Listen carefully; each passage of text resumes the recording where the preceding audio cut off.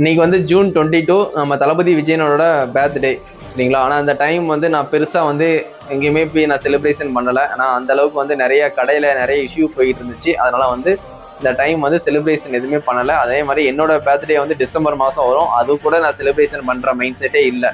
அந்த அளவுக்கு வந்து நிறைய பர்சனல் இஷ்யூ வந்து இருக்கிறதுனால இந்த டைம் வந்து செலிப்ரேஷன் மைண்ட் செட்டே இல்லை. நேற்று வந்து படம் வந்து ரீரிலீஸ் படம் வந்து நிறைய பண்ணாங்க. ஜில்லா மெர்சல் படம்லாம் வந்து 2 படம் வந்து ரீரிலீஸ் பண்ணாங்க.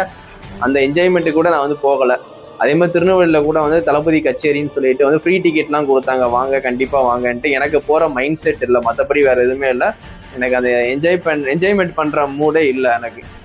அந்த அளவுக்கு நிறைய இஷ்யூ வந்து நான் வந்து ஃபேஸ் பண்ணிக்கிட்டு இருக்கேன். அதனால வந்து எந்த செலிப்ரேஷனுமே வந்து நான் போகிறது இல்லை.